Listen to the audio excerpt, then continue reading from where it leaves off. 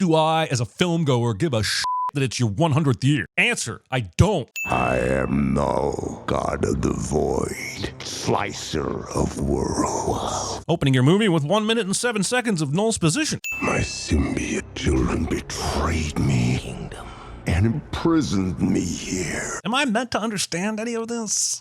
Find me the codex. The codex is the most pointless and uneventful Marvel MacGuffin since Pym particles. So you're saying in this universe there's the superhero people? Since Eddie will immediately be blipped back to his universe, this is the most pointless and uneventful conversation in a Marvel movie since the discussion on Pym particles. We're home!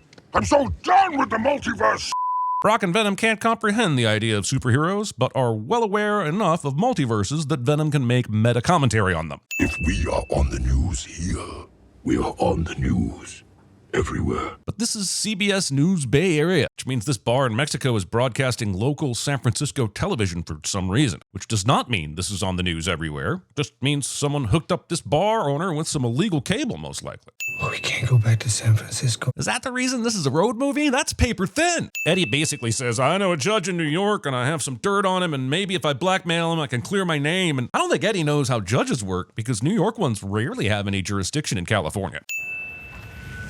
It's wild that neither Eddie nor Venom have any concern about video cameras now that they know they're wanted. Sure, they're in Mexico and don't know that alien assassins are after them, but avoiding video cameras is pretty basic fugitive stuff. I draw the line at fighting dogs, pal. Nice sentiment, but if the movie expects me to believe that Venom draws a line at anything, I do not believe you, movie. I'm gonna be honest, I have a really dark and unpredictable side to me. These dogfighting goons let Eddie get personal problems off his chest instead of just trying to kill him immediately. Hola, bitches. Hola, bitches. We are. We're Venom! Regardless of how sillier and sillier these entries get, Tom Hardy's dual performance is one of the best things going on in film currently. I will miss it. The giant alien monster thingy isn't heard by Eddie and doesn't set off Venom's senses, even though they are not far at all from it. Okay, sir, we want to build a room in the new surveillance building that is circular and dark as I'm talking midnight. Then a thin strip of monitors will circle the room on the wall, displaying surveillance video in super grayscale washed out formats. This way, the agents can stand on a raised platform in the middle of the room and watch videos no matter which way they turn. It's highly inefficient and will be hugely expensive, but on the plus side, it will look pretty cool. He's on life support. Get him to emergency symbiosis now. This movie is happening so fast! In case you confused it with Area 51 military base, North Dakota. And roaches.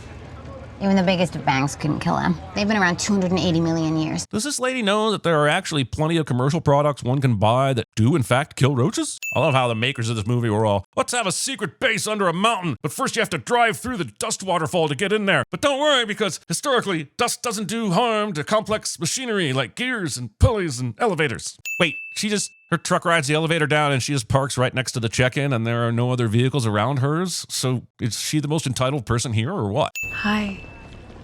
Welcome. Talking to a symbiote sliver. I don't get this obsession. I told you, my mom made me this pen.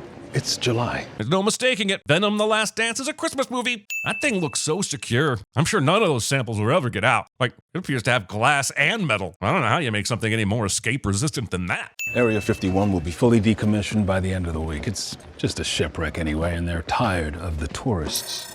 We don't exist down here. 100 feet subsurface, undetectable to any human. Why are these two people ping-ponging back and forth information they both clearly already know? This is like Wilbur and Orville Wright walking toward their plane, explaining to each other how aerodynamics and wind resistance work. We chose this spot because it has lots of long, flat land. And wind! That's right, Wilbur. And wind. You're okay. Just try to breathe. Just what the did you think he was doing? Also, even though Sadie had to go situate the symbiote after Payne and Strickland started heading over here, she's already suited up and in Mulligan's room ahead of them. He's been experiencing panic surges since we bonded him. Try Jingle Bells? In a movie that contains a lot of slimy aliens lurking around, the creepiest thing in the entire film is Strickland's strange obsession with Sadie's love of a Christmas pin. May I ask you some questions? I have a question. Why did Payne and Strickland have to take the time to get suited up and take a contamination shower if all they were going to do was stand outside of Mulligan's room? Do you hear it? Sound distresses them. This is not how scientific conclusions are reached. The darkness has I guess if you make weird enough, folks will think it's scary. This shit is hilarious to me because it's so vague it could mean anything. Ooh, the darkness has teeth. Well, so does my hamster. Ah! How the has no one on the plane seen and reported this by now? The film's editor graciously allowed Edward Scissorhands to cut this airplane fight sequence together, and we are all angry at him for it. No! No! No. I really hope we don't end up in an alien space lab with probes up our asses. Kids. That was a xenophage. What?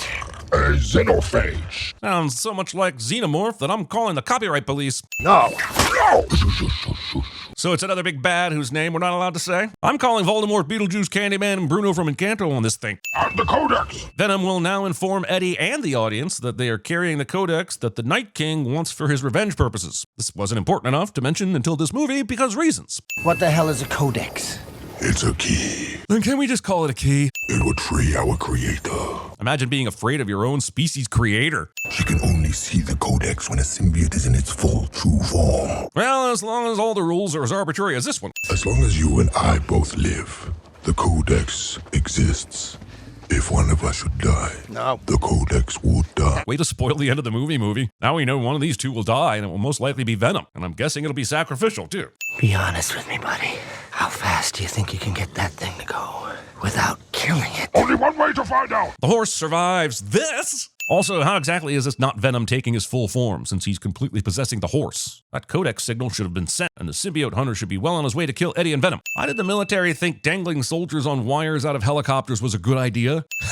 They are literally attacking with a helicopter that has 6 dangling soldiers swaying in the wind, and this is supposedly advanced warfare. Someone literally said, what if soldiers with guns were on one of those rapid spinning swing rides at carnivals? And someone else, a much more important and learned person, said, brilliant! Eddie holds his breath for a stupid amount of time during this scene. Without Venom inside him, Eddie will be able to take out special force agents under water. It's 2024, and movies still want to wring extra tension out of us viewers with an impending waterfall scene.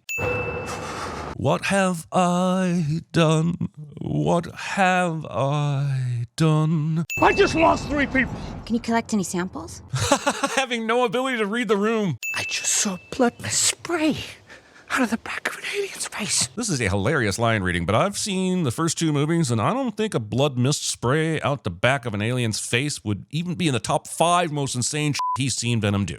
He's so beautiful. Characters in horror movies that gape in awe of the horror creature almost always die shortly thereafter, and in this case, I'm really hoping it fits that pattern. Venom carries the key to Null's freedom. He must never obtain it. This symbiote is a fountain of useful information. Something is coming that cannot be beaten. Except it will be. As she stares at the symbiote lustfully, it seems clear she's going to join with one of these things in a last-minute power grab. And that's Blue, who is a dog. This movie has 37% characters pointing out the obvious. Come, sit, please. And like magic, the food the family had been cooking is done 10 seconds after Eddie introduces himself. Long way to New York with naked shrimps, man. Calling feet naked shrimps. Also, Martin and Nova are way too trusting of this stranger that happened upon their campsite with no shoes and talking to himself. They are terrible parents. And I hope that if you do find one, I hope you meet a really good alien, not a bad one. Tom Hardy nearly saves this movie solely with his commitment to this character's journey, and I would take a sin off, except he ultimately doesn't succeed. Ground control to Major Tom. Taking David Bowie in vain. I swear this dude only plays a single chord over and over on his guitar, and it's driving me insane. I mean, we hear different chords, sure, but his hand doesn't move from the D major position the entire scene. Why does the daughter sing along when she clearly hates it and has shown nothing but insubordination so far this movie? Aliens are not real. Promise. Lying to children. Also, cue the countdown before Venom comes out and scars this little boy for life. That's the Neureka. Explaining Neureka to someone who did not ask for an explanation of the Neureka. Venom 3 of the state. Quality support, cushioning. If Martin was going to give Eddie some footwear, then why didn't he do it back at the campsite? He's made Eddie be barefoot this whole time? Goodbye, Martin. It's goodbye for now. That's what I like to think, Eddie. Great, this guy's going to show back up later. No one sees this, even though they're outside in f***ing Vegas. What is wrong with you? Jesus, what? So sorry, buddy. Stealing. We are so money and we know it. When and why in the past year did Eddie and Venom watch Swingers, and Venom loved it so much he started misquoting it? Tom Hardy auditions for James Bond. Eddie, Bob! Mrs. Chen! I love Mrs. Chen. We all love Mrs. Chen, but her just happening to be in Vegas with a hotel room and money when Eddie is in Vegas and needing a hotel room and money is still all the bullshit. Gotta love that the hippie alien-seeking, nature-loving family drives a gas vehicle. One last dance. So Mrs. Chen, who has no business being here in the first place story-wise, and Venom are going to talk Eddie into a dance. And that's going to cause the symbiote-hunting creature to find them right when the military and the reconstituted Six find them. A goddamn dance in a Vegas penthouse is going to be the plot driver. Also, the fact that the movie takes its title from this sequence is worth 156 cents. I hate it so much.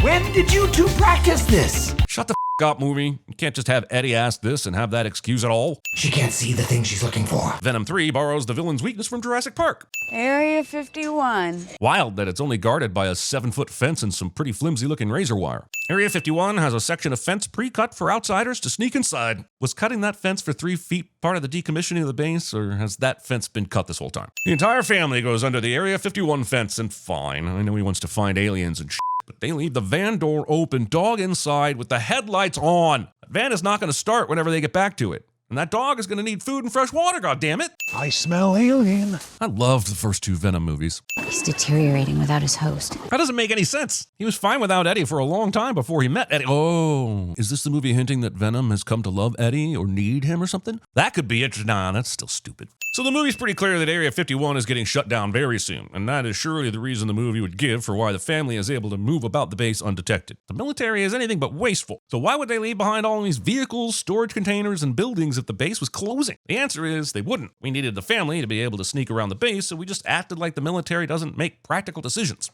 Also, have I mentioned how terrible these parents are? How many hangovers can you have in one day? Scientifically speaking, 2.5. No, must stay locked away. I'm pretty sure the box office for Kraven the Hunter took care of that. You, Christmas, you're going home. Man, still with his obsession with her Christmas pin. Let Sadie be, Strickland. Wow, what a twist. Yeah, I no longer f***ing care. Release the symbiotes! Scene does not contain a Kraken. Release the symbiotes just doesn't have the same ring to it. Shooting bullets at an alien assassin long after bullets have been proven ineffective against it. There's a lot of CGI goop going on here, and while my initial thought is at least it's better than The Flash, that seems like way too faint a praise. Well, who am I to judge how many symbiotes can occupy the same body? I would have thought it would be 1, but apparently that's incorrect, and so I'm willing to consider all possibilities. Also, Voltroning the Venoms. A couple symbiotes die, but we feel nothing because they only just showed up and they were not main characters. Aliens! Alien invasion! He yells this without even attempting to move him or his family away from the situation. Can't be here, Martin. Dark forces, man. F***ing Martin. I lied. Aliens are real. My best friend in the whole world is one. Too much information for a small child all at once. Also, Eddie calling Venom his best friend. What the f*** is that about? Thanks for the chocolate. Damn, Venom. Throwing this f***ing kid under the bus for his parents? They don't let us eat sugar. That's not cool. We are not the bad guys. Well, it wouldn't be the first time the U.S. military misidentified who the real bad guys were. But still, you have to admit, you guys do look evil as f***. Go, bring me that codex. Is there any logical reason why he held back his entire codex-seeking fleet of monsters until just now? Other than dramatic tension? There are alien monsters fighting here, and the military's response is still shoot a ton of bullets at them. Peace-loving and air-conditioner-hating Martin shoots a f***ing rocket launcher of some sort and manages to only hit the creature and not Eddie. And I don't believe that for a f***ing second. Why would Venom choose to drag Eddie over all these rocks and who knows what else instead of just making him stand up and walk? Venom was controlling Eddie like he was a life-size human puppet at the casino earlier. The hunters have been sent to retrieve the codex, then why aren't they doing that now while they are all caught up in the Venom goo? Why do the rules in this codex have to be so goddamn confusing? Huh? This works. Also, creating an outdoor acid shower with a splash zone in the first place. This is f***ing disturbing even though it's all CGI. Kudos to the effects team, and a hearty f*** you to the writer and director. Holy unexpected suicide. God damn the f*** out of it. F*** you, movie. I told you she was gonna do this. I don't know why everyone acts like I'm a moron when I make dead-on predictions like this on the regular. Eddie, you're free to start your life again. Does the government not realize how many people Eddie has murdered? I'm not crying, you're crying. Yeah, you're looking at the Statue of Liberty, which Venom repeatedly said in this movie he wanted to see, but still, you looking at it isn't quite the same as him getting to see it. The king in black is awake. But how? Venom said if one of them died, then the codex died as well, and the codex was the only thing that could release Null. How does the codex work? Ah! And you, well, Want to bet?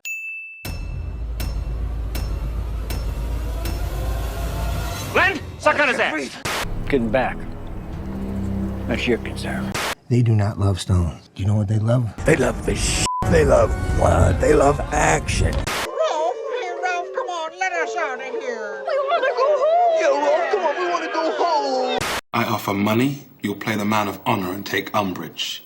I ask you to do what is right, you'll play the brigand. I have no stomach for games. What's your name? Jerry Seinfeld. What is your address? 129 West 81st Street. Did Kimberly steal Joe's baby?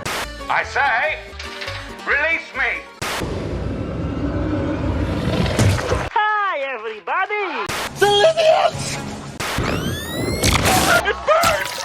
It burns! And you'd had a letter, and you'd had a letter, and you'd had a letter. Wow, how beautiful are your children? That was a weird thing to say.